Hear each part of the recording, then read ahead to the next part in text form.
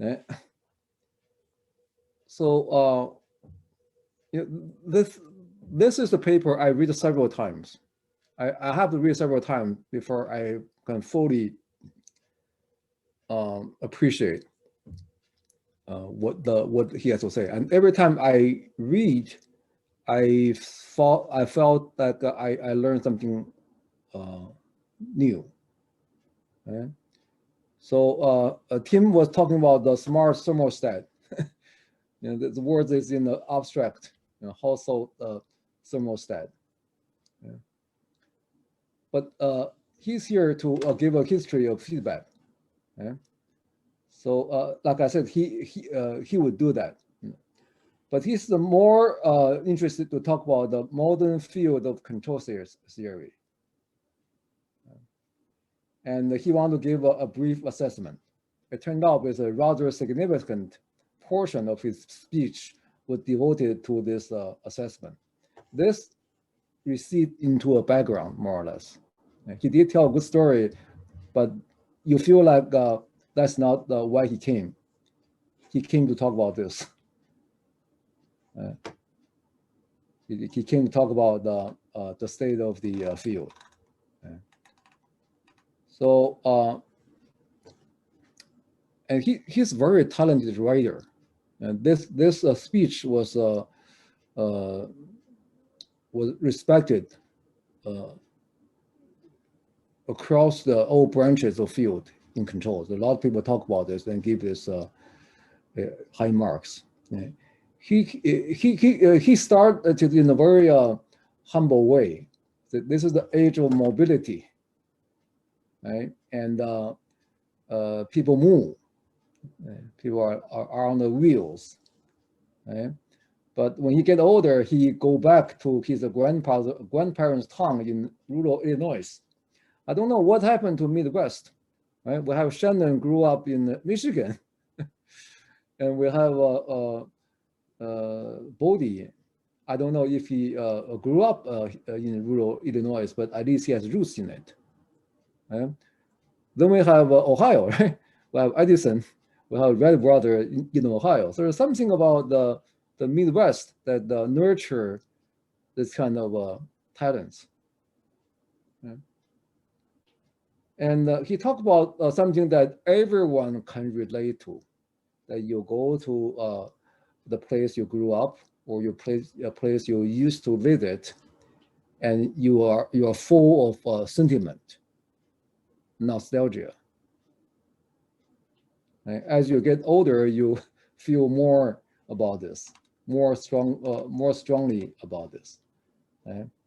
But then he said, this is a very subtle way of criticizing the current state of the field, because he's making a metaphorical connection between his visit, his travel, and the state of the field in controls and in communication. This was a very disconcerting experience. And he said, I found my recollection at all right. Just a lot of good, fun old trees were cut down. A lot of good old houses were torn down. The one that didn't get torn down were pretty shabby also. So he wasn't very happy, the tone of, and pretty soon you see why he was not happy. So he obviously stayed in the hotel, and he talked to the hotel clerk about this. What did hotel clerk say? The hotel clerk couldn't have been less interested, right? So you talk about this change, that change, and he's not comfortable. He's this is misgivings, right? And he really talked about his colleague in the field of controls. And that's something a casual eye wouldn't pick up. He's talking about when you come back to the field of controls, the people who are new to the field just for a few, because he left the field 20 years ago, right? The people who are here for a few more 5-6 years, yeah, very specific, 5 to 6 years. From 1960, you come back. That's about the 1954, 1955. That's when a lot of mathematicians came into the field. That's when the field became highly visible and well-funded by the competition with the Soviet Union, by the space race, by the nuclear race. And he found the people who came at that time wasn't interested to talk to him at all. Okay? And even more so, they were a little hostile to any criticisms. So his speech is about the criticism of the field, but he has to be very careful. He doesn't want to embarrass the host, but he wants to get his point across. If you don't learn anything else from this paper from Bode, learn how he handled this subtle, these tricky situations. He handled it very well. This is why he advances in his career to the top level of biolabs. Look at how he played this card. And at the same time, he gets his point across.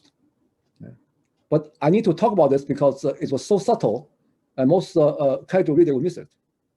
I gave you the writing the first week of class, right? You read it, right? Right? You you did read it, right? Yes. So maybe you can compare your impression and mine, and see if this class is necessary.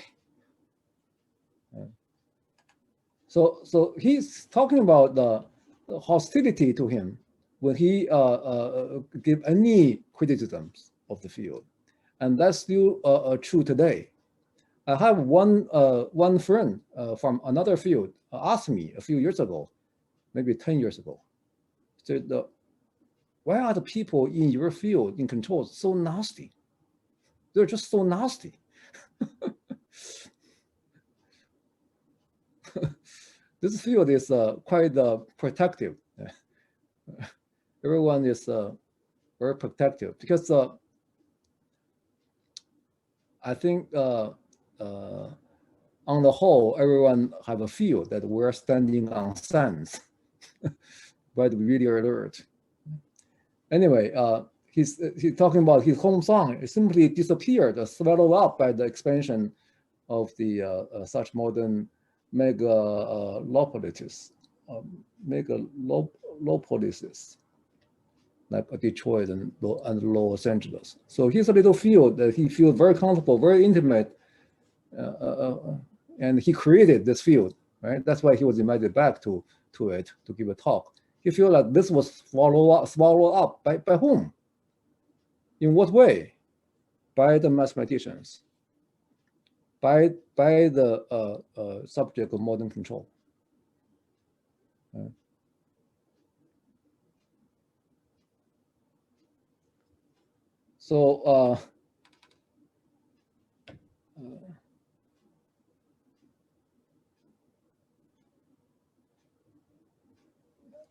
So this is the Professor Cardin. If you want, you can find out who is Professor Cardin. What did he do?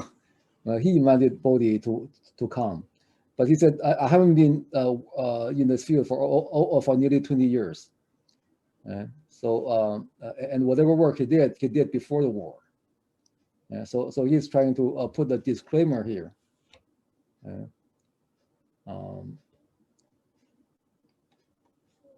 And he will see what he did was a seed planted that developed into the modern control theory.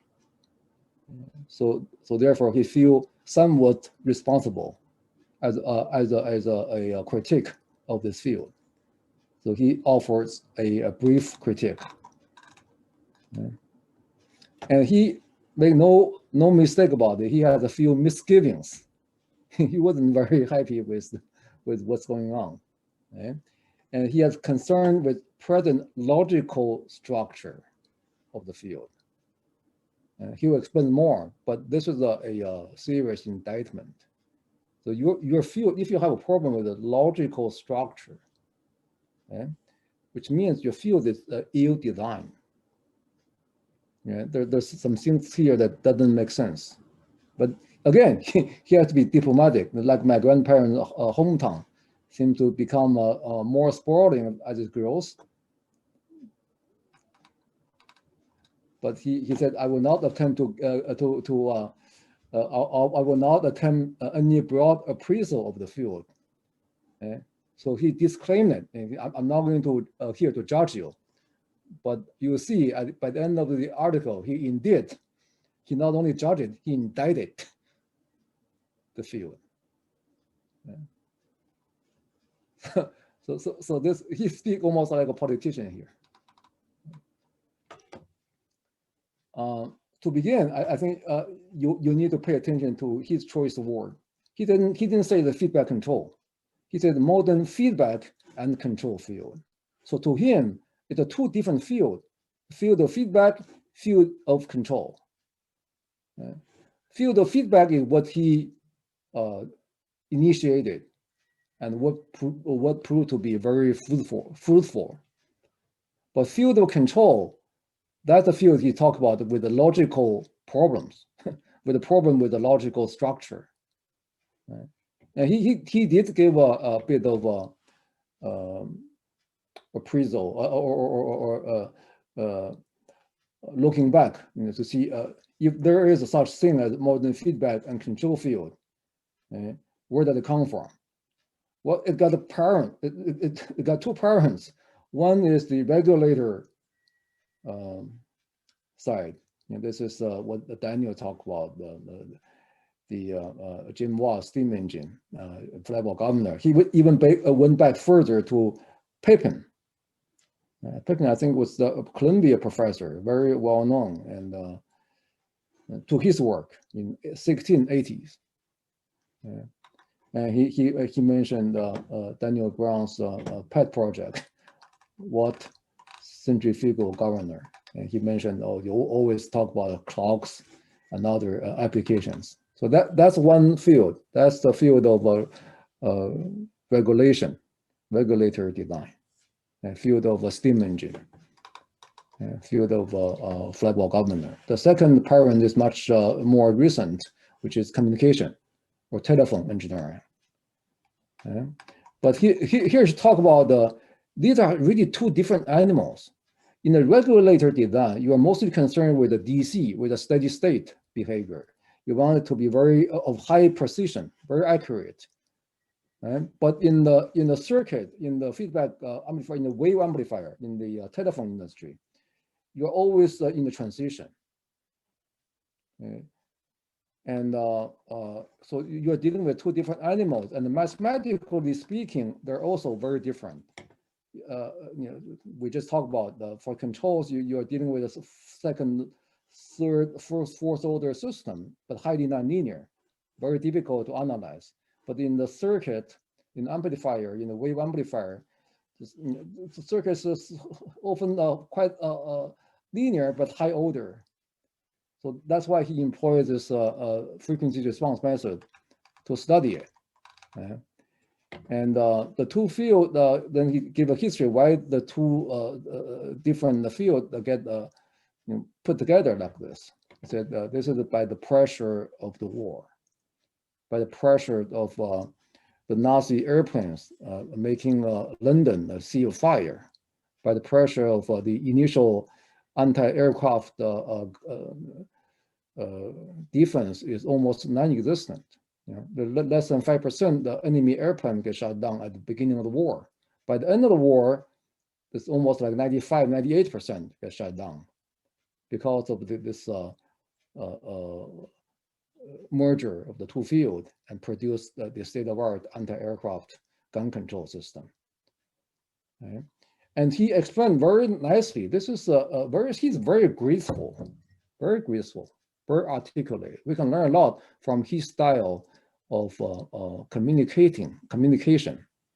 And not only he gave us Bode plot, gave us Bode phase magnitude relationship. there's a person behind that, and that person is brilliant.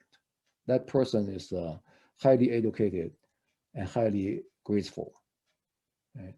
So you talk about the in the old field of a regulator, in addition to a DC focus, even when you do this on a ship to ship gunfire control, they move very slowly. So you only need to aim a little bit ahead, and you don't need to be very fast, because ships do not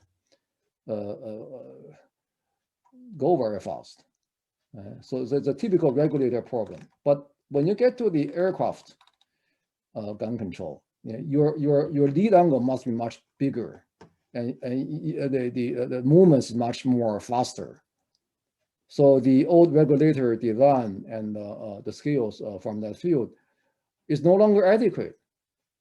On the other hand, the telephone engineers know how to design feedback for fast dynamic systems. Right? So this is very insightful to why the two fields need to come together, because the telephone engineer doesn't know control, doesn't know regulator. The regulating industry doesn't know how to make it fast, doesn't know how to stabilize a fast dynamic system.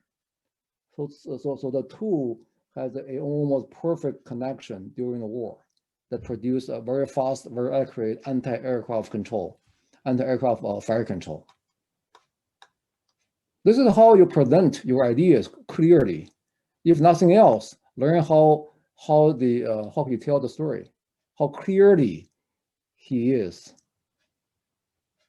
how concise his words are. He tells the story almost effortlessly. Right? So this is how they come together. Right? So he did give a bit of history why in the telephone industry you need feedback amplifier. Right? And this part I will kind of go through. This is, by the way, the main reason he was invited back to talk about. Yeah. But he went over this quick story, then he moved on to his main topic. So he did mention in 1923, Harold Black had the first invention, not the feedback amplifier, feed-forward amplifier. Okay? And that's based on the idea of you create another amplifier with the same gain, and you use this kind of technique to isolate the distortion and subtract it from the output. So Black amplifier from 1923 works quite well, except that require two amplifiers with identical dynamic characteristics.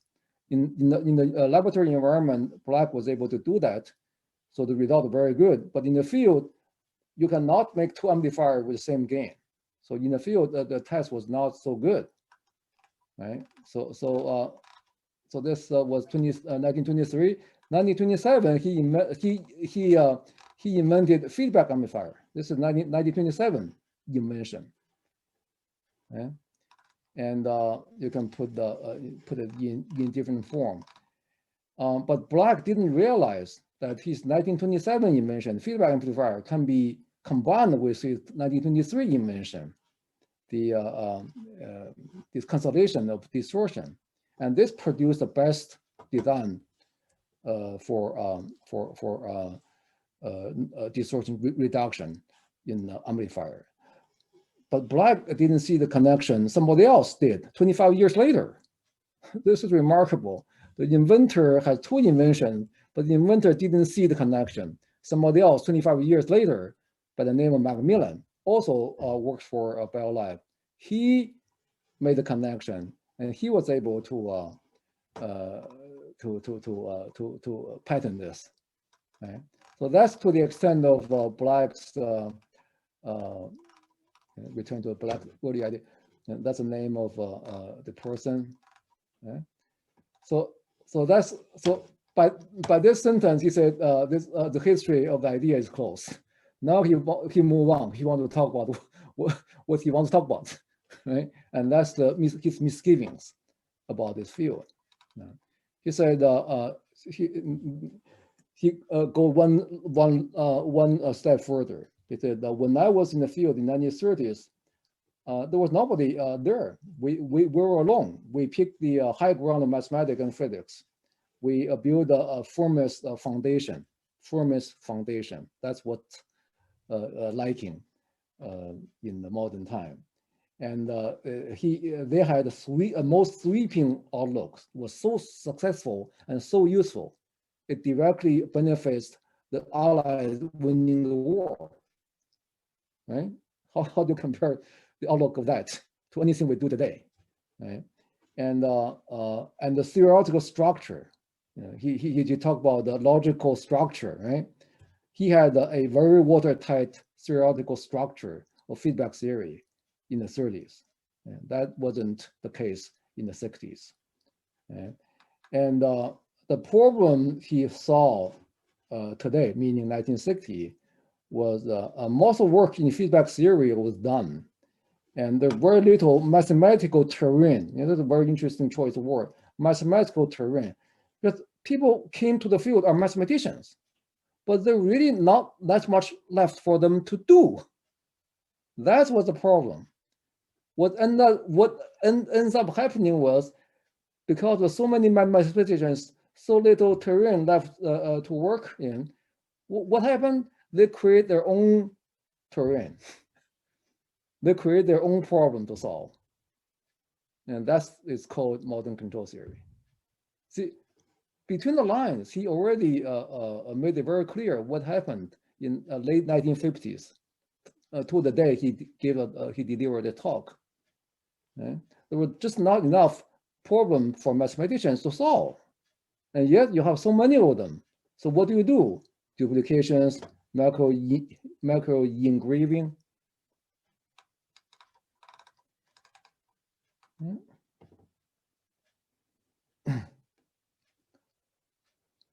So what you end up with is, in his analogy, 27 suburbs in Los Angeles looking for a city, in search of a city. How do you like that, the metaphor? You have 27 suburbs, but there was no city. Like you can 27 different kind of control theory, but what is control? What is control theory? Right? So all of these are hidden. You know, this message is hidden in this. So if you say they are listening to his speech, maybe a lunch speech, you're probably not offended if you're a mathematician working in the field, because it was coded so much that it took the sting out of it.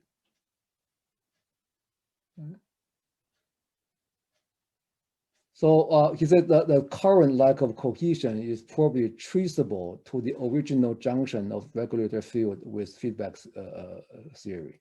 So original junction is a regulator, one field, feedback, another field, you merge them together. And the regulator field is really different, very different, because only one of few modes of behavior are envisaged.